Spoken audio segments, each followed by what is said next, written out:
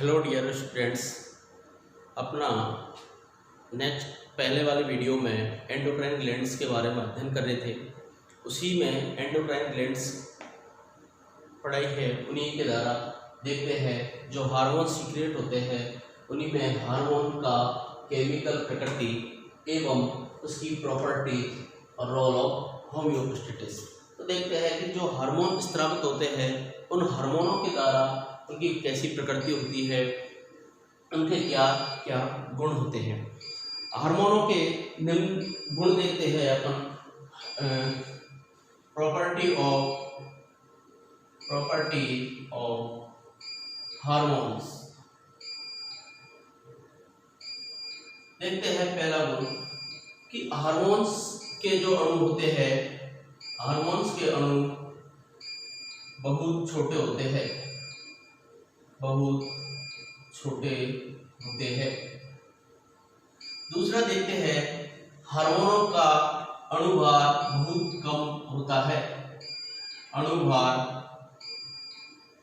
बहुत कम होता है।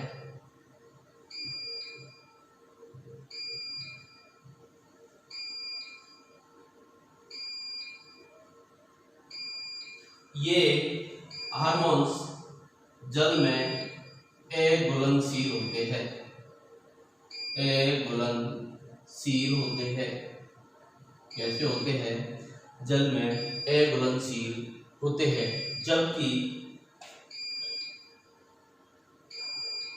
ऊतकों में अत्यधिक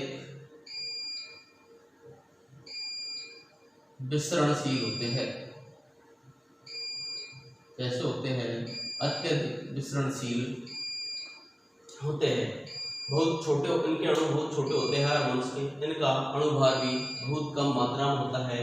जल में अघुलनशील होते हैं, जबकि ऊतकों में अत्यधिक विसरणशील होते हैं। देखते हैं इनकी सूक्ष्म मात्रा ही काफी अधिक होती है। इनकी बहुत कम मात्रा, हार्मोन्स की बहुत कम मात्रा ही काफी अधिक होती है, अर्थात ये बहुत अधिक सक्रिय होते हैं। अधिक होते हैं अर्थात ये बहुत अधिक सक्रिय होता है, बहुत अधिक सक्रिय होते हैं, सक्रिय होते हैं। देखते हैं हार्मोन्स के जो गुण होते हैं उनमें। अब देख लीजिए एग्जाम्पल, उदाहरण देख लीजिए। मान लीजिए 1 ग्राम एड्रिनल हार्मोन, एड्रीनलिन हार्मोन के द्वारा 1 करोड़ मेंढक के हृदयों को उत्तेजित किया जाता है, उत्तेजित किया जा सकता है। इतनी कम मात्रा में केवल 1 ग्राम हार्मोन्स की मात्रा के द्वारा 1 करोड़ मेंढक के हृदयों को क्या किया जा सकता है? उत्तेजित किया जा सकता है। ये मुख्य रूप से इसके हार्मोन्स के गुण होते हैं। हार्मोन शरीर के अंदर बनते हैं, इनकी मात्रा भोजन के द्वारा प्राप्त नहीं होती। शरीर के अंदर एंडोक्राइन ग्लैंड्स और कुछ अन्य अंगों के द्वारा उत्पन्न स्रावण किए जाते हैं। अब देखते हैं हार्मोन्स की प्रकृति। हार्मोन्स की प्रकृति कैसी होती है? हार्मोन्स की प्रकृति मुख्य रूप से जो एंडोक्राइन ग्लैंड द्वारा स्रावित हार्मोन और कुछ अंगों द्वारा जो हार्मोन स्रावित किए जाते हैं वह तीन प्रकार की प्रकृति के होते हैं। स्टीरॉयड हार्मोन्स, टायरोसिन एमिनो अम्ल के व्युत्पन्न हार्मोन और प्रोटीन या पेप्टाइड प्रकृति के हार्मोन। 3 प्रकार के हार्मोन मुख्य रूप से प्राणियों के अंदर पाए जाते हैं। स्टीरॉयड हार्मोन्स देखते हैं। स्टीरॉयड हार्मोन्स होते हैं, उनका बेसिक कोलेस्ट्रॉल होता है, अर्थात इनका आधारीय संरचना क्या होती है? कोलेस्ट्रॉल होती है। इनकी संरचना भी कोलेस्ट्रॉल के समान ही होती है। इनका पूर्ववर्ती पदार्थ भी कोलेस्ट्रॉल के समान ही पाया जाता है। एंडोक्राइन ग्लैंड द्वारा निम्न स्टीरॉयड हार्मोन स्रावित किए जाते हैं। देखते हैं कौन कौन से हैं। पहला है एड्रीनल स्टीरॉयड हार्मोन एड्रिनल। इसके द्वारा कौन कौन से हार्मोन स्रावित किए जाते हैं? कॉर्टिसोल हार्मोन और aldosterone hormone.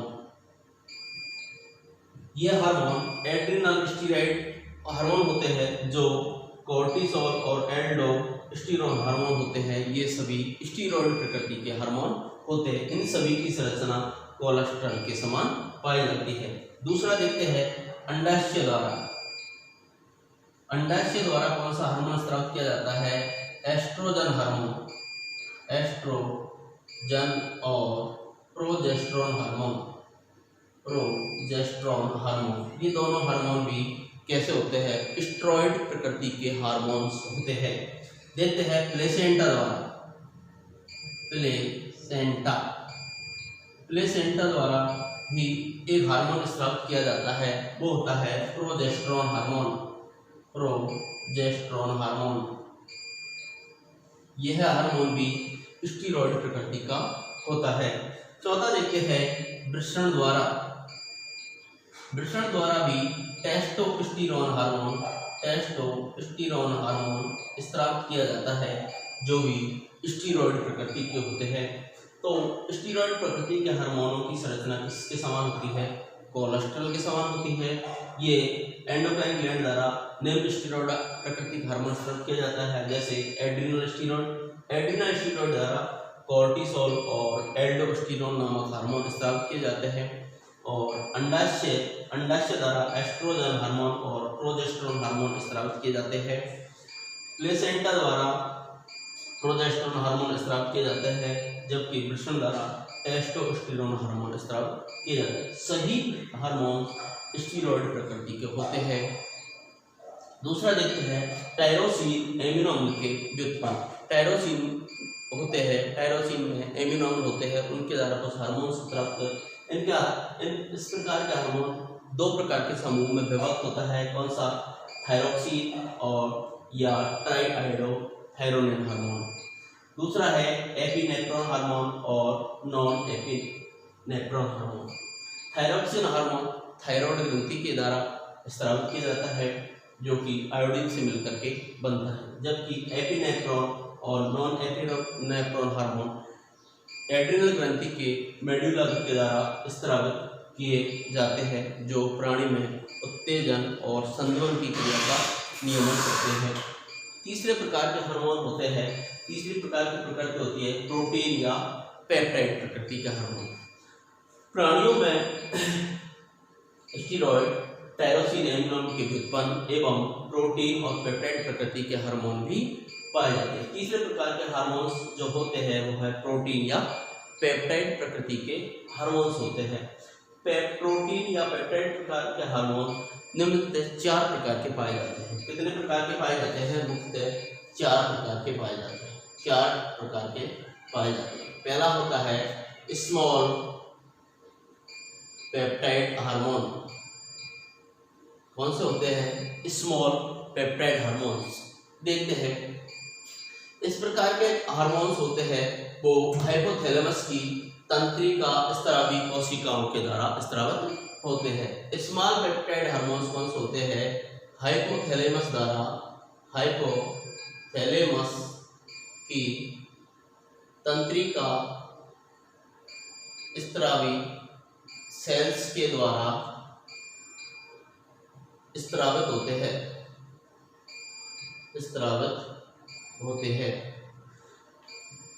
Small peptide hormone hypothalamus की तंत्रिका स्रावी कोशिकाओं के द्वारा स्रावित होते हैं। स्मॉल पेप्टाइड इनमें केवल इनमें 8 एमिनो एसिड्स होते हैं। कितने एसिड्स होते हैं? केवल इनमें 8 प्रकार के एमिनो अम्ल ही पाए जाते हैं। जैसे एग्जांपल देखते हैं ऑक्सीटोसिन हार्मोन और ADH hormone, anti diuretic hormone. दोनों प्रकार के हार्मोन कैसे होते हैं? स्मॉल पेप्टिडाइड प्रकृति के हार्मोन्स होते हैं। दूसरे देखते हैं big peptide hormone. Big peptides hormone, big peptide जो हार्मोन होते हैं ये कई एमिनो अम्ल वाले पेप्टाइडों के रूप में ही संश्लेषित और स्रावित होते हैं। ये कई एमिनो एसिड्स वाले पेप्टाइड के रूप में संश्लेषित एवं स्रावित होते हैं। बिग पेप्टाइड प्रकृति के हार्मोन कौन कौन से होते हैं देखते हैं। एग्जाम्पल में कौन कौन से होते हैं? Calcitonin hormone. दूसरा है इंसुलिन हार्मोन। तीसरा देखते हैं ग्लूकागोन हार्मोन। और चौथा कौन सा है? पैराथार्मोन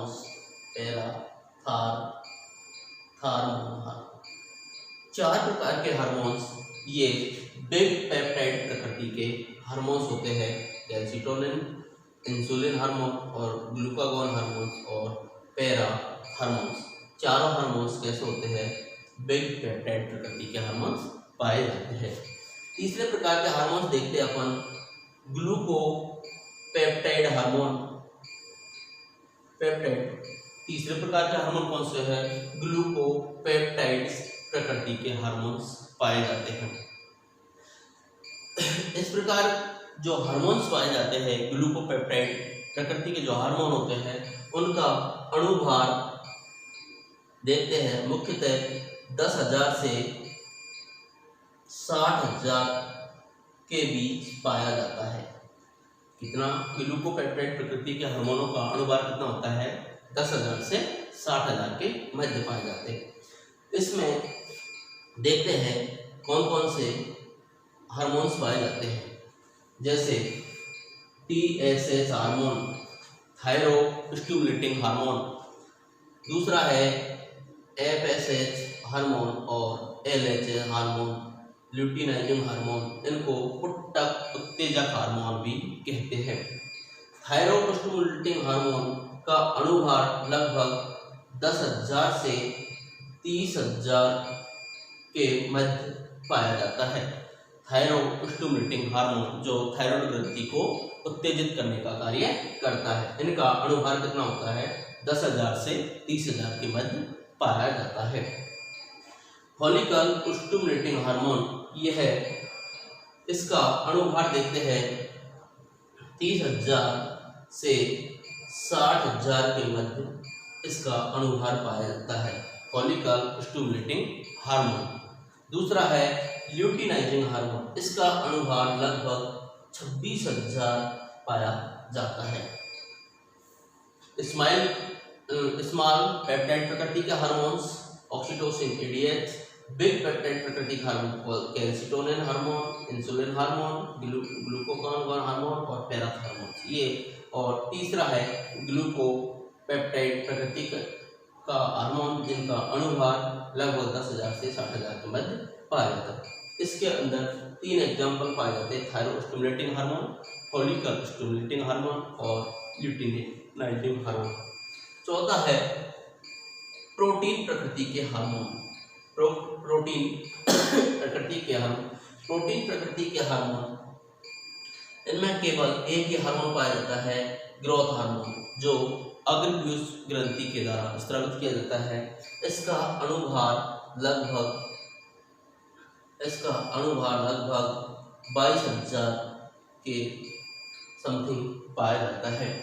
तो अपन देखते हैं कि हार्मोन जो एंडोक्राइन ग्लैंड के द्वारा स्रावित किए जाते हैं उनमें क्या प्रॉपर्टी होती है, क्या क्या गुण होते हैं। हार्मोन्स बहुत छोटे होते हैं, इनका अणुभार बहुत कम होता है, इस जल में अघुलनशील होते हैं, जबकि ऊतकों में अत्यधिक विचरणशील होते हैं। इनकी सूक्ष्म मात्रा काफ़ी अधिक होती है अर्थात बहुत अधिक सक्रिय होते हैं। जैसे अपने एग्जाम्पल देखा, 1 ग्राम एड्रेनलिन हार्मोन ही 1 करोड़ मेंढक के हृदयों को उत्तेजित करने में सहायक होते हैं। इनकी प्रकृति देखते हैं तो स्टीरॉयड प्रकृति का हार्मोन्स हो सकते हैं, टायरोसिन के एमिनो के व्युत्पन्न प्रकृति के हो सकते हैं, और प्रोटीन या पेप्टाइड प्रकृति के हार्मोन्स हो सकते हैं।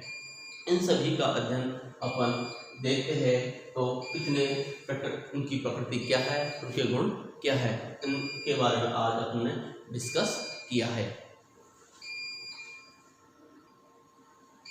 देखते हैं अब रोल ऑफ होम्योस्टेसिस क्या है। होम्योस्टेसिस वह अवस्था है जिसमें दो समकालीन तंत्र जैसे एंडोक्राइन ग्लैंड्स और परिधीय तंत्रिका तंत्र से प्राप्त की जाती है।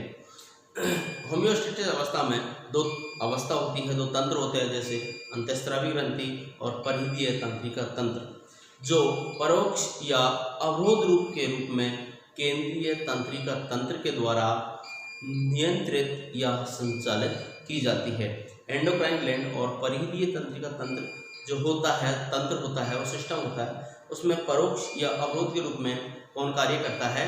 केंद्रीय तंत्रिका तंत्र कार्य करता है। इसके द्वारा प्रत्येक तंत्र में एक निश्चित या कार्य की सीमा के भीतर ही क्रियात्मक रूप से स्वतंत्रता रखता है, अर्थात गतिक साम्य अवस्था बनाए रखने में सहायक होती है, होम्योस्टेसिस कहलाती है। तो होम्योस्टेसिस का रोल क्या है कि यह एंडोक्राइन तंत्र और परिधीय तंत्रिका तंत्र के मध्य में एक गतिक साम्य बनाने का कार्य करता है, अर्थात उसकी गति को समान बनाए रखने में सहायक होता है। वही होम्योस्टेसिस अवस्था कहलाती है। Thank you.